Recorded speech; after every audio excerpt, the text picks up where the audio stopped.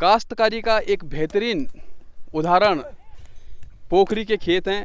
हम सारी खेती बाड़ी कर रहे हैं अपने बेटी बहन जब तक हूँ।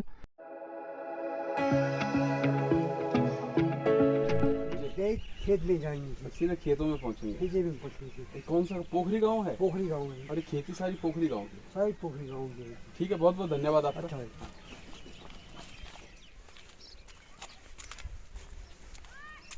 तो यहाँ पे आप देख सकते हैं कि ये गांव आज भी गुलजार है।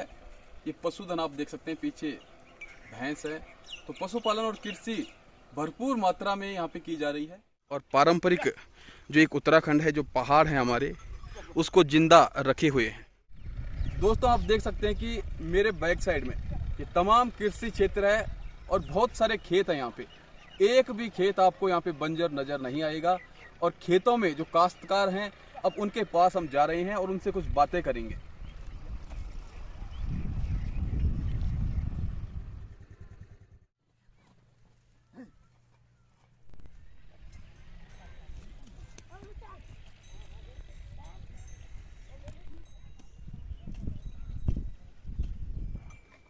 तो ये देखिएगा, यहाँ पे लगातार खेत जोते जा रहे हैं और बैलों के द्वारा ये तमाम कार्य किया जाता है। दोस्तों कुछ ही देर में हम किसानों से मिलेंगे, उनसे बातें करेंगे, उनके विचारों को आप तक पहुंचाएंगे, खेतों का हर दृश्य आपको दिखाएंगे, किस प्रकार से कामकाज किया जा रहा है। उससे पहले एक छोटी सी रिक्वेस्ट है, यदि आपने अभी तक हमारे चैनल को सब्सक्राइब नहीं किया है तो चैनल को सब्सक्राइब अवश्य कीजिएगा। साथ ही वीडियो को लाइक कीजिएगा, शेयर कीजिएगा और कमेंट करके अपने खूबसूरत विचारों को हम तक जरूर पहुँचाइएगा। और यदि आप हमें फेसबुक पर देख रहे हैं तो फेसबुक पेज को फॉलो करना बिल्कुल न भूलेगा। दोस्तों कुछ समय पहले हम भी इसी तरह से खेतों में जाते थे और हल लगाते थे। आज ये मौका फिर से आया है, इसलिए थोड़ा हल लगाते हैं और उसके बाद किसानों से बातें करते हैं। देख सकते हैं आप, पारंपरिक खेतीबाड़ी का आनंद ही कुछ अलग है।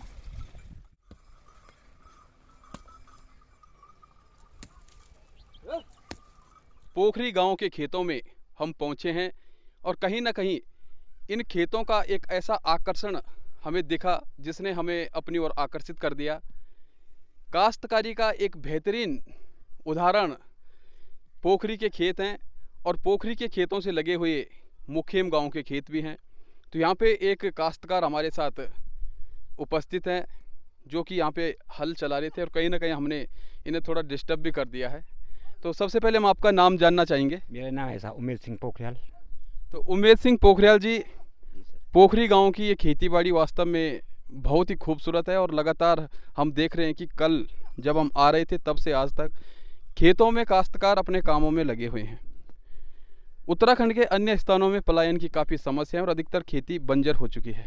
तो यहाँ पे खेतीबाड़ी का कार्य किस ढंग से चल रहा है? अभी कौन सी फसल आप बो रहे हैं और इससे पहले किस फसल की कटाई की गई है? इससे पहले की साहब ने धान की फसल की कटाई तो कर दी है और अब गेहूं की बुआई की तैयारी, गेहूं बोने शुरू कर दिया हम लोगों ने, क्योंकि यहाँ थोड़ा ठंडा रहता है ना, तो हमारे गेहूं मई तक तैयार हो जाएंगे। और लेट में बोएंगे तो मई तक तैयार नहीं होंगे, तभी जून तक जाता है। जून में फिर यहाँ बारिश का मौसम आ जाता है, इसलिए हम गेहूं की बुआई जरा जल्दी करते हैं, क्योंकि वैसे वहाँ नवंबर दिसंबर लोग करते हैं ना, हम यहाँ ठंड की वजह से पहले कर देते हैं। तो पोखरियाल जी, हम जानना चाहेंगे आपके गाँव में कुल कितने परिवार हैं और कितने परिवारों के पास बैल हैं अपने?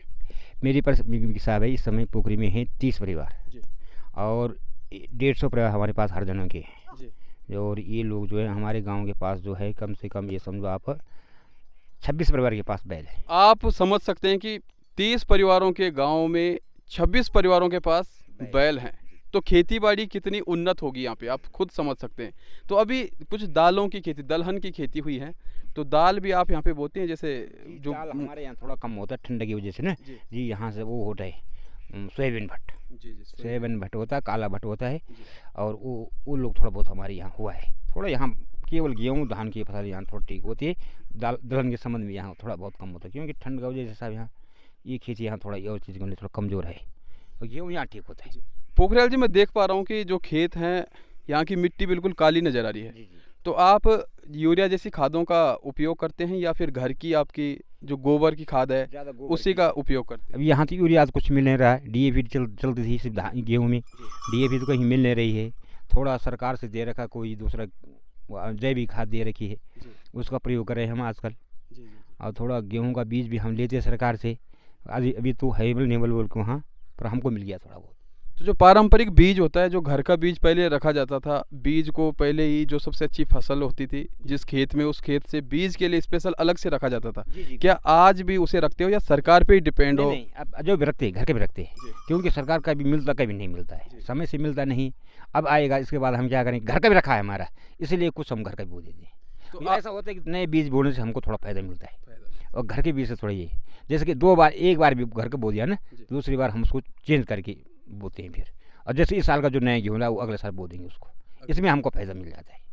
जी सर, ये है तो सर। आपके पास कितने खेत होंगे, कितनी नाली जमीन, कुछ अनुमान है आपको?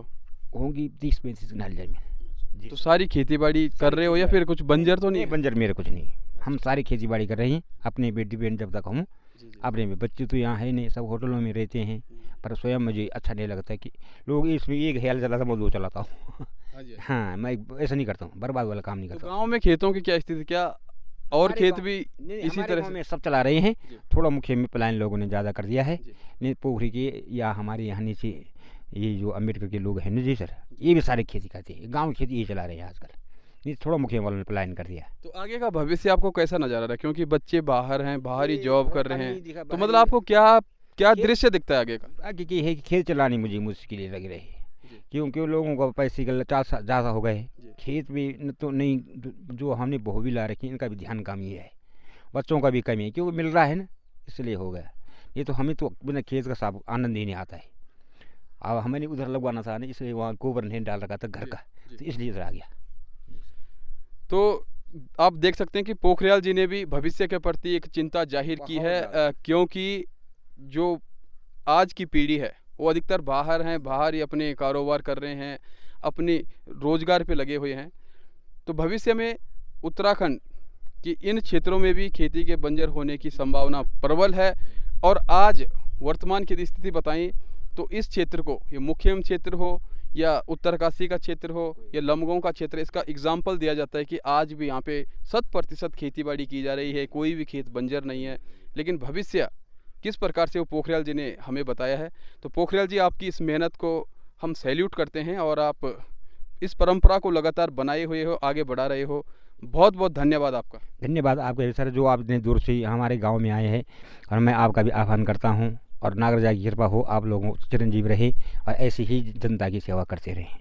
मैं आप लोगों को धन्यवाद प्रकट करता हूं। आप हमारे खेतों में आने का जो कष्ट हुआ उसको मैं खेत करता हूं, नागराजा उसका फल आपको जरूर देगा। जी बिल्कुल, कष्ट की कोई बात नहीं है, ये धरती माता है और धरती का कोई भी भूभाग हो, कोई भी टुकड़ा हो, वो माता के समान होता है और ये मातृभूमि हमें सब कुछ देती है। धन्यवाद करते हैं हम तमाम ग्रामवासियों का, जिन्होंने आज भी अपनी खेती को उन्नत किया हुआ है, लगातार यहाँ पे मेहनत कर रहे हैं। कत्तियों आधा लगनो अभी बाण लगे या बोण लगे?